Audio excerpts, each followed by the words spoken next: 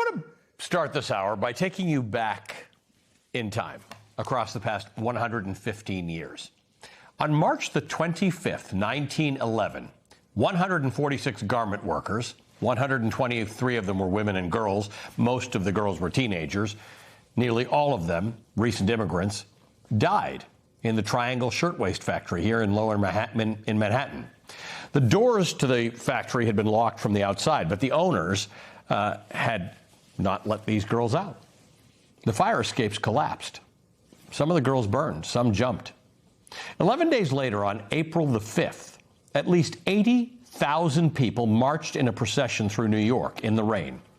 And within 2 years of that tragedy and that march, New York State had passed 36 new laws governing factory safety and working hours and child labor.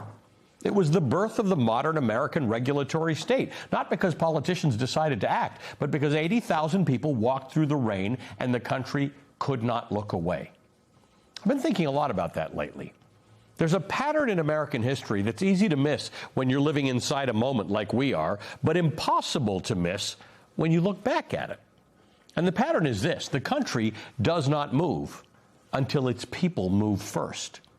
It happened again on August 28th, 1963, when 250,000 people converged upon Washington, D.C. from every corner of America, by bus, by car, by foot. They stood together at the Lincoln Memorial. They were not invited there by the government. They were not organized by the government. A. Philip Randolph, who had been calling for a march on Washington since 1941, conceived of it. Bayard Rustin built it in 8 weeks from the ground up. And the moral weight of 250,000 people standing together in the heat of a Washington summer changed the political calculus of a Congress that had been stalling on civil rights for a decade. It happened again on April 22nd, 1970, when 20 million Americans, 1 in 10 people in this country, participated in the first Earth Day. They were students, they were scientists, they were factory workers, they picked up trash, they marched, they sat in, they demanded that the air and the water that belonged to everyone be protected for everyone. Within a year of that, the Environmental Protection Agency existed. The Clean Air Act was signed into law. The Clean Water Act followed.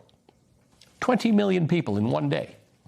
It transformed the relationship between the American government and the natural world.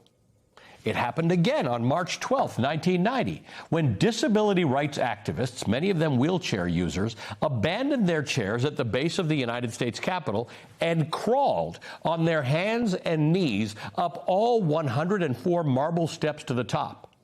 They called it the Capitol Crawl. Jennifer Keelan was 8 years old. She crawled the whole way. 4 months later, the Americans with Disabilities Act was signed into law. And here's what strikes me about all of these moments. The people in them knew exactly what they were fighting for. The 250,000 people who went to Washington in 1963 went there on purpose. They knew the country needed to change, and they came to demand that change. 8-year-old Jennifer Keelan didn't crawl up those Capitol steps by accident. She was making an argument. In fact, of the examples I've cited, only the Triangle Shirtwaist Factory survivors, who were raw with grief marching in the rain, couldn't have known that their mourning would become the architecture of modern worker protection. But what none of them could have known was whether their efforts just showing up would work. They didn't wait for permission. They were not waiting for the right moment. In every case, they looked at the moment in which they existed with all its difficulty and its uncertainty, and they decided that that was, in fact, exactly the right moment. We're in one of those moments now. I don't know exactly how this ends, but neither did they. Tomorrow in this country, we are expecting another day of protest, one of several at this point, held in response to the presidency of Donald John Trump. Tomorrow will mark exactly 1 month of Donald Trump's war with Iran, and therefore exactly 1 month of Donald Trump failing to get congressional approval for his illegal war in Iran, and exactly 1 month of Donald Trump failing to explain with any kind of consistency, or better yet, any kind of logic, why the United States is at war with Iran. Secretary of State Marco Rubio told a meeting of G7 nations today that the war will end, quote, in a matter of weeks, not months, which is hardly relief for the people of Iran who are caught in the middle of all of this. MS Now is reporting over 4,600 people have died in this war thus far, including 3,300 people inside Iran, according to human rights activist news agency. 13 U.S. service members have been killed. And today, the Wall Street Journal reports that 303 service members have been wounded, according to U.S. Central Command. Keep in mind, this is a war that the president says he's already won. His words. Stock markets were all down today, posting the fifth straight week of losses. The S&P 500 plummeted 1.7%, close to its worst week since the end of last month. The Dow Jones fell at 1.7%. It's in correction territory now. The Nasdaq dropped 2.1%. At the same time, the war is pushing the price of oil back up, closing today at the highest price in nearly 4 years. CNBC reports, quote, U.S. crude oil prices rose 5.46% to settle at $99.64 per barrel. It's above that right now as I talk to you. International benchmark Brent crude oil prices gained 4.22% to settle at $112.57.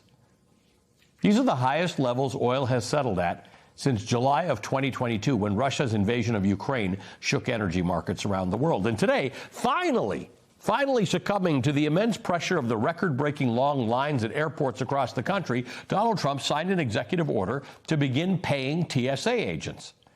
In a statement, the new head of Trump's Department of Homeland Security, Markwayne Mullin, said TSA workers should begin seeing paychecks as early as Monday. Congress, meanwhile, is heading into recess, having done nothing to end the partial shutdown. The Republican-led House today rejected a plan that cleared the Senate to fund most of the Department of Homeland Security through September. Politico reports that instead, Speaker Mike Johnson proposed a temporary extension of all DHS funding through May 22nd.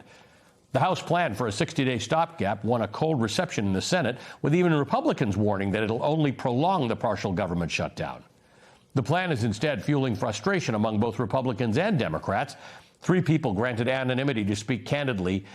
Each described the House as having a meltdown. So, yeah, with hours to go before tomorrow's No Kings protests, everything remains a mess, and a lot of the country has had it. That dour mood is showing up in Donald Trump's poll numbers, too. The latest Quinnipiac poll shows 54% of the nation opposed this war with Iran. That apparently includes some people working inside the Trump White House. MS Now's Jake Traylor reports, quote, Donald Trump is sending thousands of troops to the Middle East to potentially fight a war he said he's already won. That contradiction has frustrated some senior White House aides and outside allies, 3 of whom spoke to MS Now about the president's public messaging. They described it as confusing, internally inconsistent, and increasingly detached from battlefield reality. One former White House official added, quote, so many people are afraid of being on the outs that they're just drinking the Kool-Aid and going along with it. They're just drinking the Kool-Aid and going along with it. As people continue to die. On the economy, the president's numbers are even worse than they are on the war, by the way. 65% of the country, 65%, basically 2 out of every 3 people, say the economy's not working for them. Donald Trump's overall approval rating is a dismal 38%, with well over half the nation, 56%, disapproving of the job that he's doing as president. And the president of the United States doesn't seem to be concerned about any of this.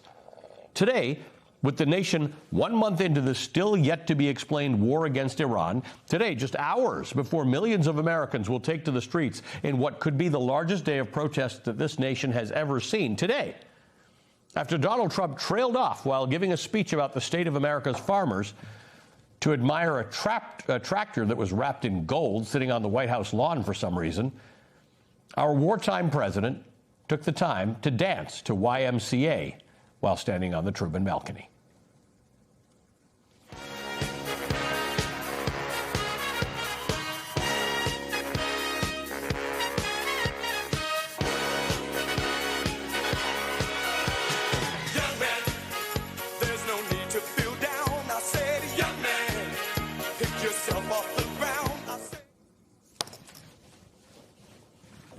That's what our deeply unpopular wartime president did with his day. But tomorrow's going to be a different day.